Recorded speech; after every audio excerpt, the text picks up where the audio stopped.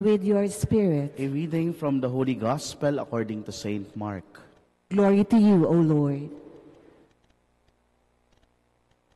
As Jesus came down from the mountain with Peter, James, John, and approached the other disciples, they saw a large crowd around them and scribes arguing with them.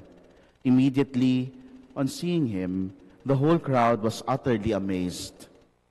They ran up to him and greeted him. He asked them, "What are you arguing about with them?" Someone from the crowd answered him, "Teacher, I have brought to you my son possessed by a mute spirit. Wherever it seizes him, it throws him down. He foams at the mouth, grinds his teeth, and becomes rigid. I asked your disciples to drive it out, but they were not able to do so." He said to them in reply, "O faithless generation, how long will I be with you? How long will I endure you? Bring him to me." They brought the boy to him, and when he saw him, the spirit immediately threw the boy into convulsions. As he fell to the ground, he began to roll around and foam at the mouth. Then he questioned his father, "How long has this been happening to him?" He replied, "Since childhood. It has often thrown him into fire and into water to kill him. But if you can do anything, have compassion on us and help us." Jesus said to him, "If you can, everything is possible to one who has faith." Then the boy's father cried out, "I do believe. Help my unbelief." Jesus, on seeing a crowd rapidly gathering, rebuked the unclean spirit and said to it, "Mute and deaf spirit, I command you, come out of him and never enter him again." Shouting and throwing the boy into convulsions, it came out. He became like a corpse, which caused many to say, "He is dead." But Jesus took him by the hand, raised him, and he stood up. When he entered the house, his disciples asked him in private, Why could we not drive the spirit out?"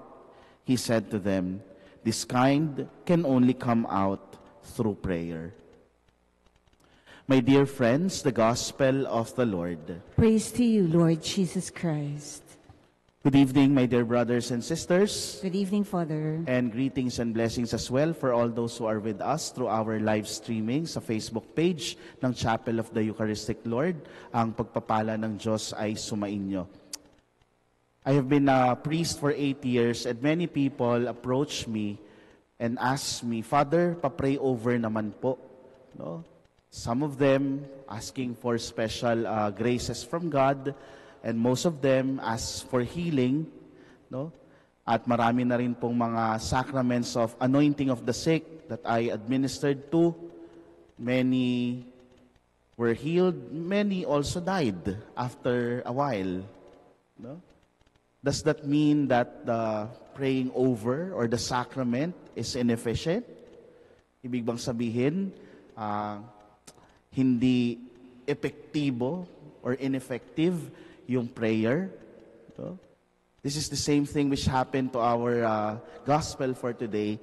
The apostles, no, after having been given the power to eliminate, to help Jesus in driving out demons, in this gospel pericope, they were not able to do so.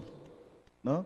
Hindi nila napalayas yung demonyo. Does that mean ineffective din yung kanilang ministry? Or ineffective din yung ibinigay sa kanilang kapangyarihan ng ating Panginoong Jesus to drive out demons? No? My dear brothers and sisters, this is a good time to really reflect on how we as Catholics, as Christians, as followers of Jesus, can also become channels of healing, of graces to other people, most especially when we pray for them. No? Sabi ni Jesus sa mga apostol, at sinasabi niya rin sa atin ngayon, this kind can only come out through prayer. No? Through authentic understanding of prayer. It's good to ask today ourselves, nasang level na ba tayo on our prayer life? How do I see myself as a prayer, a man or a woman who prays? So, human as we are, most of the time we see prayer as first us talking to God. Sinasabi natin sa Diyos yung mga gusto natin, yung mga hiling natin, no, nagdadasal tayo ng rosaryo, mga formulated prayers, novenas, no? Nagdadasal tayo. Does that mean mali yung mga formulated prayers? Of course not. No? This is our first step in a deeper communion with God through prayer. Kaya gawin natin yon. Walang problema doon. No? Second, sometimes we see prayer as always asking from God a certain grace. So instead of calling in Tagalog, instead of calling the Lord Panginoon, we open our prayers with penge noon. No? We always ask something from God. Gusto natin na susunod yung gusto natin, no? And no, nandun tayo sa verge of looking at God as an ATM, no? Automated teller machine. Na kapag meron tayong kailangan, pinagdasal natin, ibibigay ng Diyos. Kailangan ko ng bahay, kailangan ko ng kotse, kailangan ko ng paggaling, kailangan ko ng ganito, ng ganyan. And we expect God to give us right away what we are asking for. No? Maybe that is something that we have to ponder on. Ano na nga ba tayo sa ating pananalangin?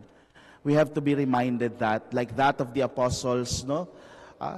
We are also called to become humble before God in our own prayer lives. No? First, we should remember that prayer is not one way, but two-way. It is us talking to God and giving time for God to talk to us in our own personal prayers. No? Isinasangguni natin yung mga plano natin, pero dapat makinig din tayo, baka merong mas magandang plano ang Diyos. In our own prayers, we listen to Him. No? Baka may sinasabi siyang mas mabuti para sa iyo. And second, we are not just asking from the Lord in our prayers. That brings us to the ultimate understanding of what prayer really is. It is about embracing the will of God for us. Yung kalooban ng Diyos para sa atin. Hindi yung kalooban lang natin na gusto nating mangyari. It is about embracing what God wants for us. And that brings us to total humility, of embracing the will of God for us.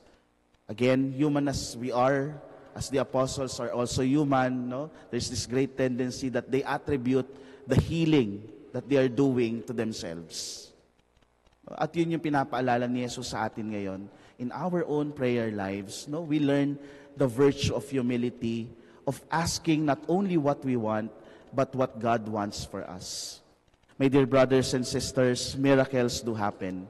Maaaring mangyari ang paggaling, ang pagpapalayas ng masamang espiritu, ang mga hinihiling natin, but that can only happen if we learn how to humble ourselves before God and to embrace what He wants for us in our own prayer lives.